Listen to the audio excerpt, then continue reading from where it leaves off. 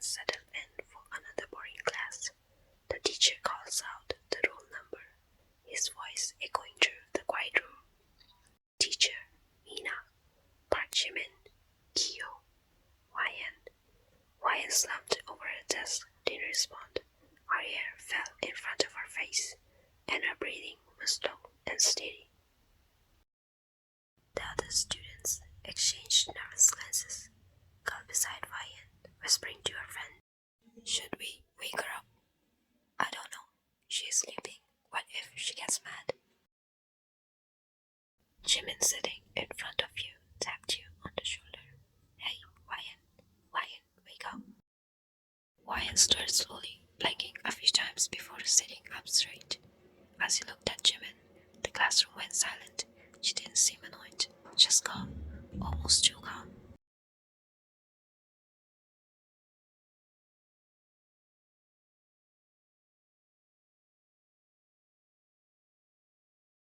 Later, the teacher, Mr. Kim, called you to his office.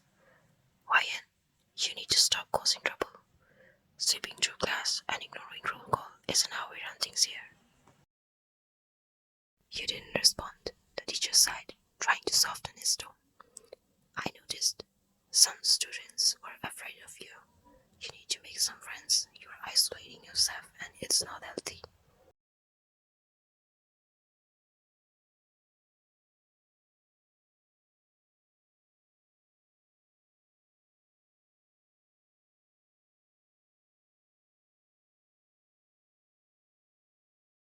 There was a long silence. Mr. Kim looks at you with a concerned face. "If you're struggling, you can come to me anytime. Do you hear me?" You know that while he handed you counseling number. After your conversation with Mr. Kim, you walked back to the classroom. When you entered, there was no one. Finally some peace, because it was lunchtime.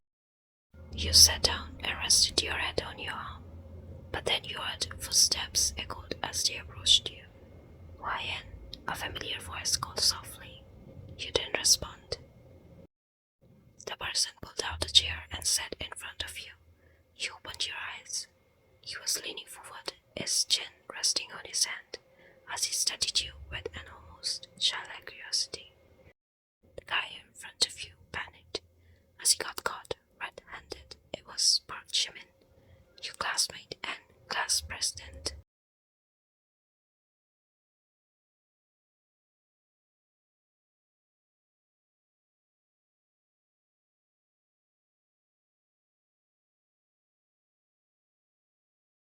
Finally you sighed and stood up with an unimpressed look.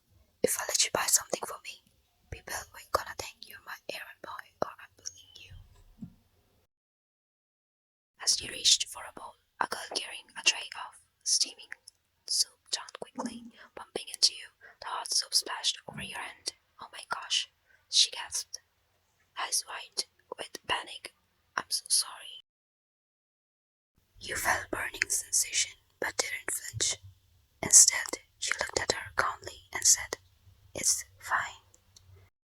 The girl froze, expecting you to yell or worse, but your indifferent tone caught her off guard as she bowed and left. But Jimin wasn't having it. He grabbed your another wrist gently, pulling you towards the hallway. "What are you doing?" "Taking you to the nurse." At the nurse's office, the nurse wasn't there. Before you could argue, Jimin walked and came with a first aid box and settled the chair for you.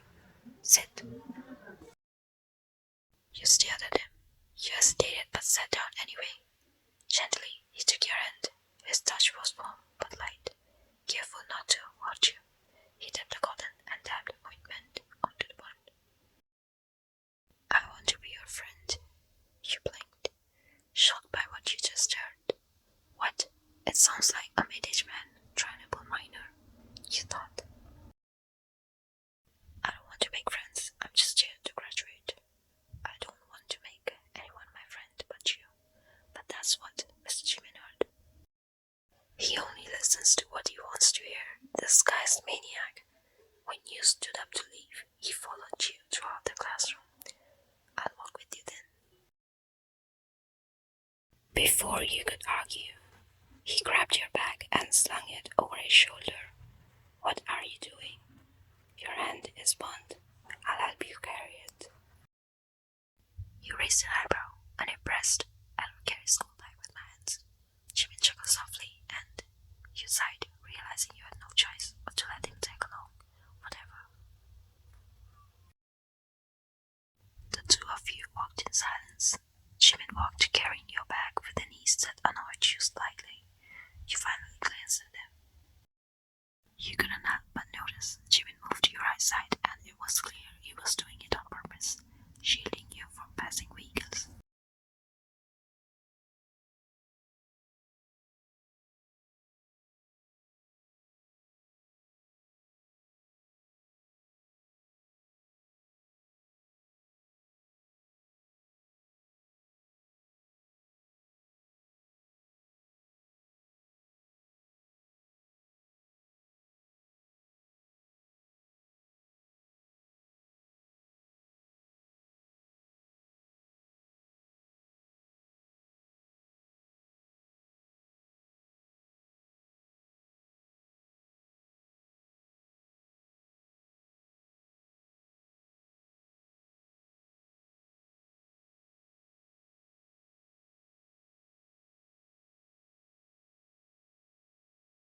So Ryan, you said you wanted to graduate, didn't you? Is this how you plan to do it? Failing so many subjects, including history. You lowered your gaze, unable to meet his disappointed eyes. It's okay, don't lose hope. It's not too late to turn things around. His tone softened. That's why I'm assigning you to the class topper, Park Jimin. I've already spoken to him. He'll help you catch up. Your head shot up. No, I don't need help. But Mr. Kim's expression silenced you. You respected him too much to argue further. You sighed. Fine. Mr. Kim smiled faintly, patting your shoulder as you left his office.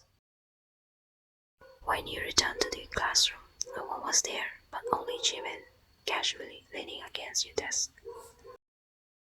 Oh, you're here. First, eat something, then we'll study. You must be hungry. He held out a green bun and a bottle of tea.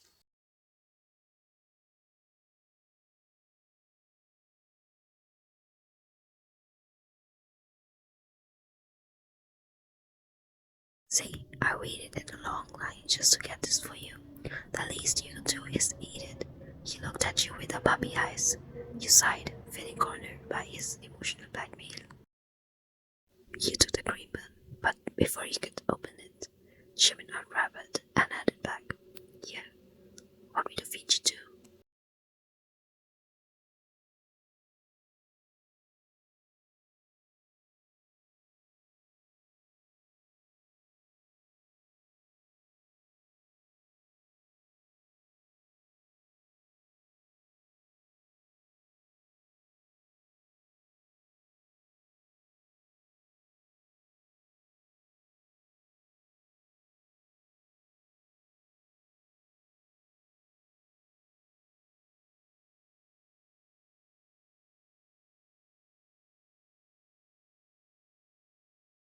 He giggled to himself.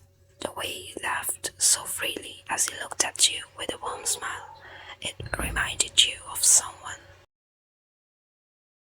His laughter, his expressions, even the way he said and talked, it was too similar to someone you knew. Too much. You shook your head sharply.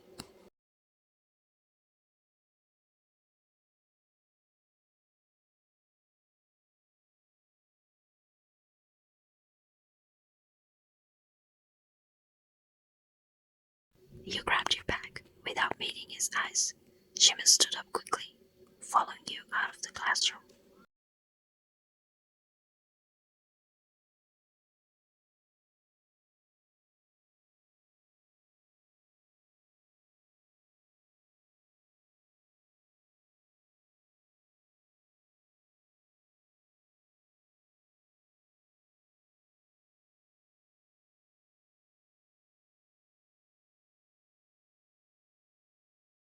You turned and walked away. Your chest tightened as you tried to push down the storm of emotions burning inside you. Behind you, Jimin stood frozen, staring at your retreating figure, his cheerfulness replaced by an unfamiliar sadness. As he wiped his face hastily, but the tears came anyway, sliding down his cheeks as he whispered to himself, "Why do I always mess things up?"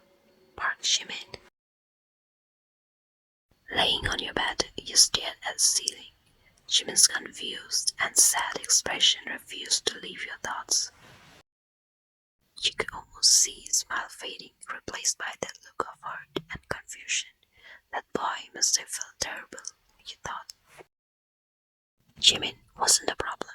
He'd never been. The problem was you and the memories you couldn't let go of. Why does he have to be so nice? Finally, you sat up, hugging your knees to your chest. You knew what you had to do. All morning, you kept reminding yourself to apologize to Jimin. You even forgot to sleep during Mr. Kim class.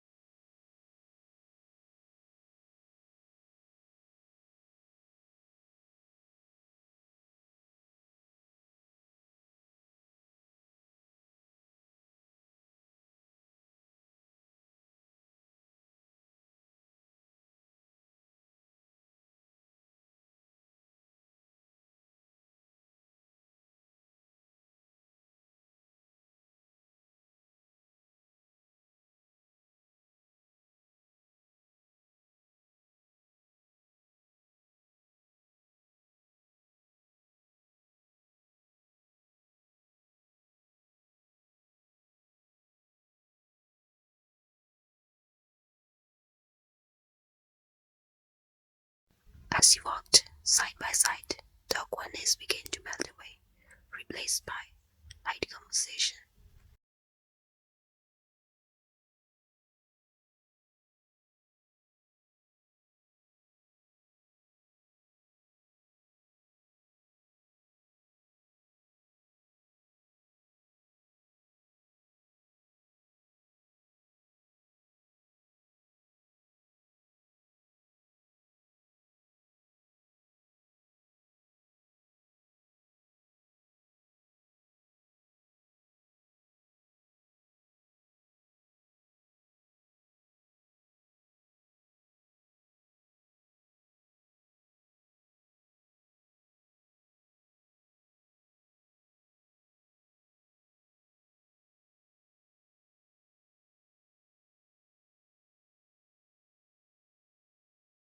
You made it.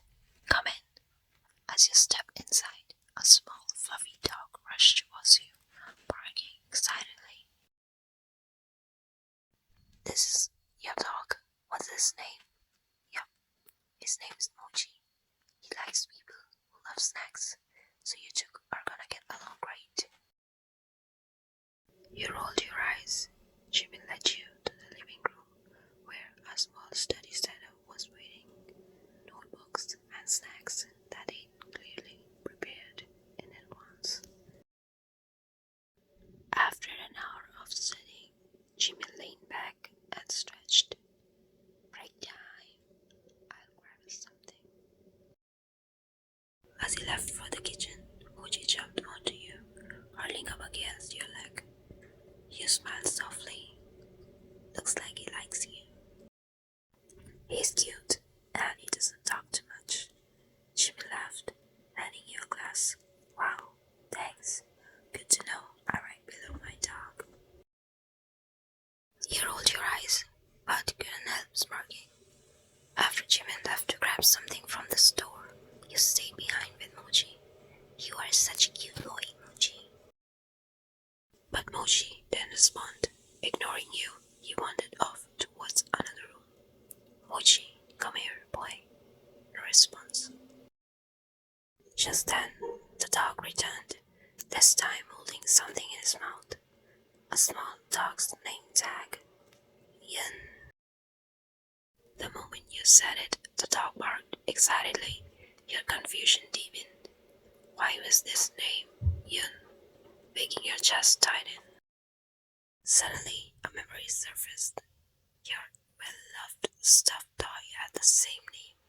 It was a gift from someone special. Your first love. Is this a coincidence? But why would Jimin hide his dog's real name? As you sat down, you started thinking deeply. Jimin's laugh, his little mannerism, his kindness, all of it seemed familiar. And now this name. Then you snapped back when you realized his handwriting was also the same. The sound of the door opening snapped you out of your thoughts. I'm back. Do you want something to eat? You know that. Do you know how to cook? Of course I do. What do you feel like eating? Fried rice. He nodded without hesitation. When he finally brought out the plate of fried rice, the same aroma hit you. You took one bite and your chest tightened. The taste, it was exactly the same as back then. Yes, it's him. Your hands trembled slightly as you put down the spoon. Looking at Park Jimin with wide eyes, you said,